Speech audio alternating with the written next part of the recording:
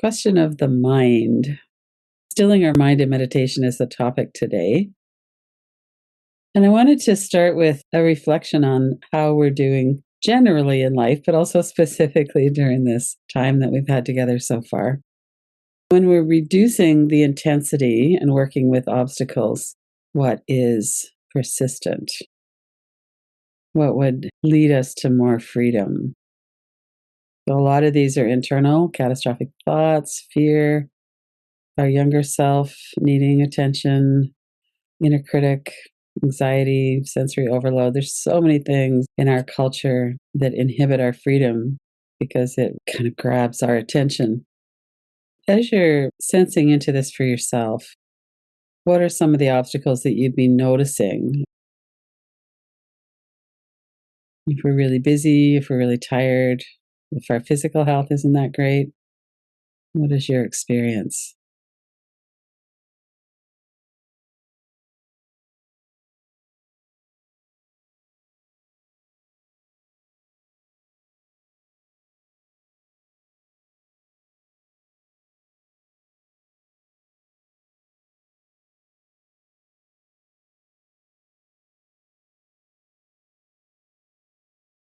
What could lead to more freedom?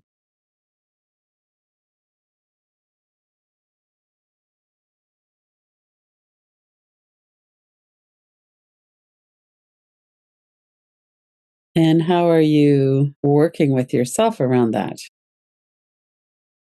So if you have a lot of catastrophic thinking, or sometimes we just have a lot of stuff coming up. We have physical health issues, we've got all kinds of things going on. Let's just take a moment. What are some of the obstacles to running free?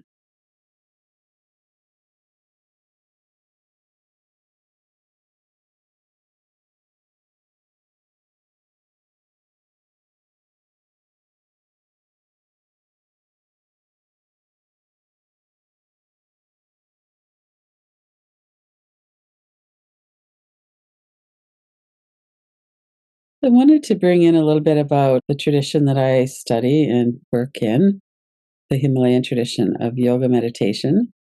It's a little bit different than Buddhist meditation. A lot of it is very similar. And in terms of meditation, what we're really doing is we're exploring our inner dimensions. It's a way to introduce ourselves to ourselves. Instead of following along with every tendency of the mind, of all of our thoughts, as we start to release some of those obstacles or reduce the intensity of them, then we have a little bit more access to that quiet focus, the stillness within. And there are a lot of ways that we talk about this: awareness, consciousness. Atman is a word for consciousness in the Himalayan yoga traditions. Awareness is not what we think about, it's that which inspires thought. It's the power through which thought functions, through which our emotions work. It's the power through which desires function. So, awareness is not an add on, it's not our mundane life and the way our life works. We could be aware of something, but when we're speaking about awareness with a capital A, this is all from my meditation teacher, Swami Veda. And he used to work a lot with thoughts, of course, being a meditation teacher, but also very practical. The nature of experiences is that they come and go. And sometimes in meditation, if we have a bliss experience or we have a very deep stillness, we'll try to get that back. Certainly that's happened to me. I get that on a conscious mind level that we're not going to get back what we experienced. We might experience something similar or something fresh. The same as if you have fear in meditation, you're not going to experience exactly the same thing. His suggestion is to not be afraid of ourselves, not be afraid of our mind, not be afraid of, he would not have used the words trauma. That was a long time ago that he was teaching. To understand ourselves and get to know ourselves really well, and to start to heal some of the trauma with some of the ways that we do this. And the meditation itself is a way to become steadier, to become more aware of who we are. So it's a journey of the self through the self to the capital S self. So we train ourselves to turn inward. One of the ways that we do that is we focus on the breath, or we notice our feet, our seat. The somatic mindfulness is a way of training ourselves. And as we do that, we come into this awareness and this question of who am I? Who is the I? The mantra Soham means I am that. I am that, or that I am, Sa. I am that for which I've searched all my life. So in our culture, especially, our consciousness flows outward. We're taught about everything around us, but not to observe ourselves. I think that's part of the reason that people are so attracted to meditation, is that we focus inwards on who is this being who's in here? And why do I have those thoughts? What's coming up? Where do they arise from? And now that we've been working with the nervous system so much, I understand that a lot of the thoughts come from the nervous system. It's from our strategies around survival. How am I going to keep myself safe? How am I going to manage that meeting? How am I going to? All of those things that have to do with our nervous system. And one of the questions he's asking is, why am I thinking this instead of something else that might be more beneficial? And he would often say, in any situation, look for what there is to enjoy. We can suffer what there is to suffer, or we can enjoy what there is to enjoy in any given situation. And not in a fairy tale kind of a way of pretending that there's nothing wrong. In our focus, how can we work with our focus in a deliberate way? The strong mind and weak mind. I'll read them out, so if you don't want to watch the screen, you don't have to. But as we're looking at our thoughts, our mind, so our mind is more than just our brain, and it's more than our thoughts. Our mind has a lot to do with consciousness. It's much bigger than just the thoughts in our brain. Generally speaking, a strong mind has some qualities and a weak mind has some qualities. So I've put them on here with their opposites. As we're going through these and you're maybe assessing yourself, notice hopefully that you're not judging yourself or shaming yourself. We all have some weaknesses in the mind, and we all have some things that are very strong about our minds. And it's helpful to look and see, where are some things that I could strengthen? How could I do that? What are the areas? So, strong mind is open and curious, resilient, fluid, compassionate.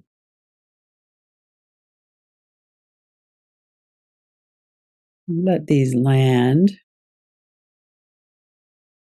And the opposite of that would be closed mind, hard mind, not a lot of resilience, trouble going with the flow, likes to have things kind of locked down and controlled, and not much compassion. Hard time keeping a heart open, having compassion.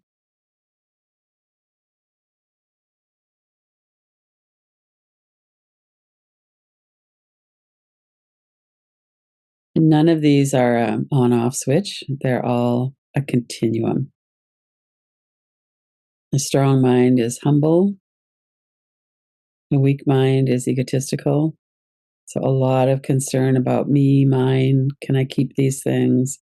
A lot of that hoarding mentality is a very weak quality in someone. I don't care about you. I just want it myself. We all are very familiar with that mindset in the world, for sure. And humble in the sense of confident and strong, but not feeling like we're somehow special or somehow above. I know for myself, I'm very aware of all of the blessings and help that I've had in my life, and in understanding meditation in particular. And what a blessing it is to have been able to meditate and practice for so many years, and that I didn't invent any of this. It's passing through. I can appreciate that.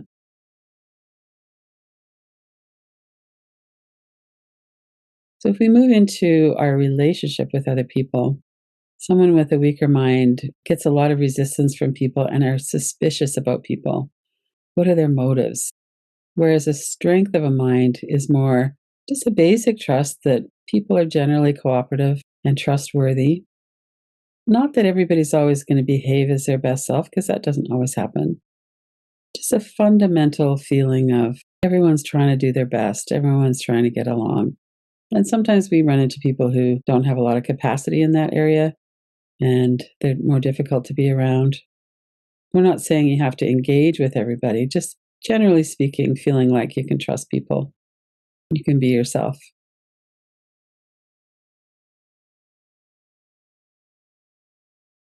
Remembers, emotionally clear, or forgets, emotionally foggy. So with a memory, I notice with my own mind, this is partly where we get into the brain versus the mind. I have a harder time remembering words sometimes now. Sometimes I feel foggy, but not emotionally foggy usually. I write myself a lot of notes to make sure I don't forget things. So just assessing yourself on this, is this something that resonates for you? Either remembering or the emotional clarity. I generally know how I feel. I'm not confused.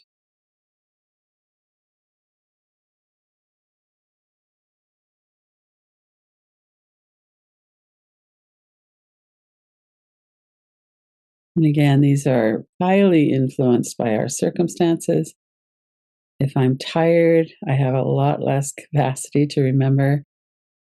So, those kinds of things really influence how we are experiencing our mind on any given day. So, these are general. Forgives and forgets the grudge, or holds grudges and doesn't forget. How open are you to forgiving, allowing people to make mistakes, accepting if they're trying to do repair? Or do you kind of harden up? I'll never trust anybody again, or I'll never trust that person again, which might be a good thing, but can we do that with an open heart and clarity without kind of investing our emotional energy in that person?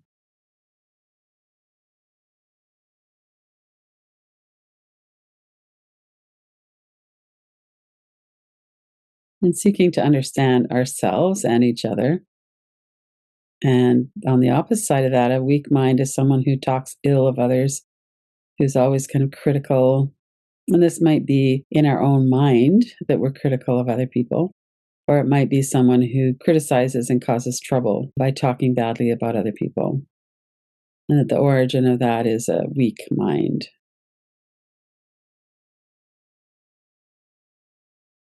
Again, it could be for all kinds of reasons. So, where are you on that continuum, seeking to understand others and either thinking ill or maybe talking ill of others?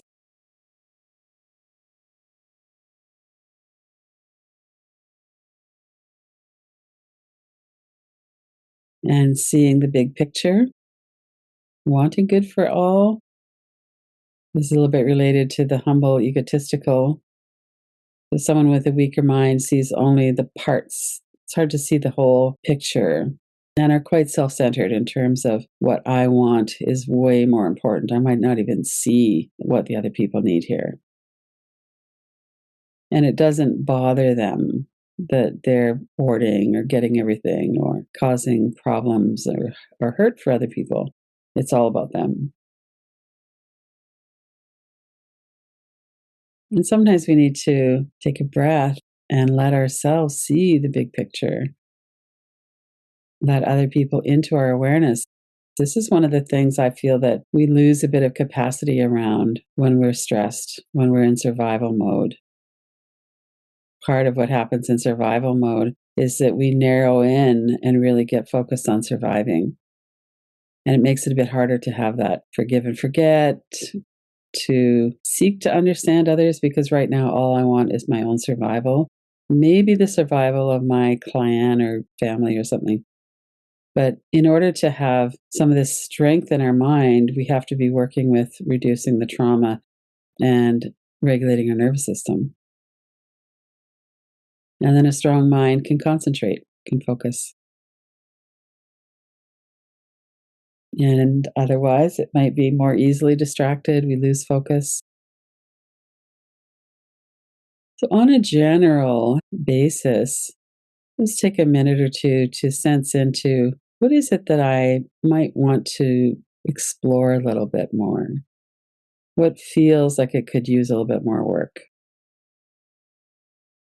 What are the opportunities here to strengthen my mind?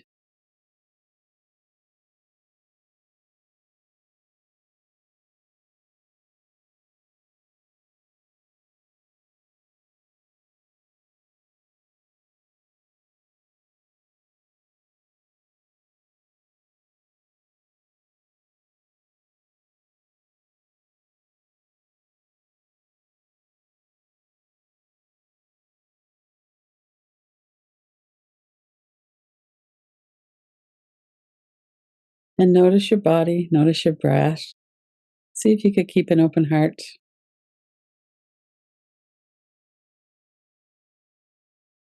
Part of what happens as we're engaging with life is that it's very difficult. Sometimes we have a calmer stream, other times we have a lot of turbulence. And if we look at it over our lifetime, sometimes it's easy to see, okay, I follow this pattern because I never get a break. I'm always kind of feeling kind of traumatized and in survival mode, or that was what was going on then. And now I can see there's such a difference now. So, not to judge or shame ourselves for these, but to understand them and then look for the opportunities to strengthen.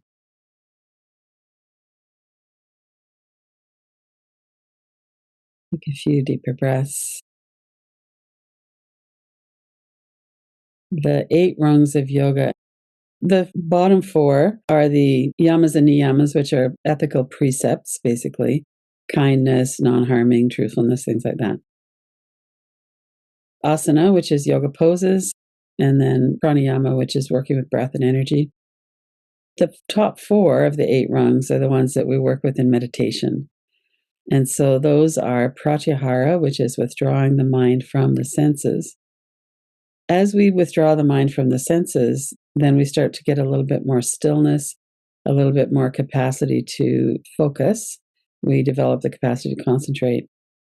And as we develop that capacity to concentrate, we strengthen our ability to have a one pointed or focused mind. And in meditation, we'll often do a practice like Soham or working with a mantra. Sometimes we'll just count our breaths. Sometimes we'll do a somatic mindfulness through the body. But what we're doing in all of that is we're training our mind to work with taking our attention away from what's moving and putting it towards what's still. My experience with meditation is most of the obstacles to stillness are the mind is chasing around trying to figure something out, or there's nervous system dysregulation. We're feeling like we're under threat. We have lots of stuff comes up that's ruminating. We have just a lot of different challenges in our nervous system, and we have catastrophic thinking. We're trying to plan ahead so that we're safe. Let's take a moment to think about what's your experience with your senses right now. And I know a lot of people have been pulling back on social media, not spending as much time watching the news because there's a lot of fear that's happening right now, a lot of things that are going on that are dangerous. So if you were to think over the last few months or the last few days, whatever that might be, how are you working with reducing the load of sensory input into your life, into your brain?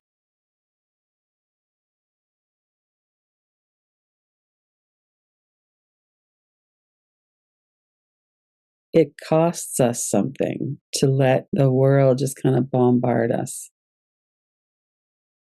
How are you managing that?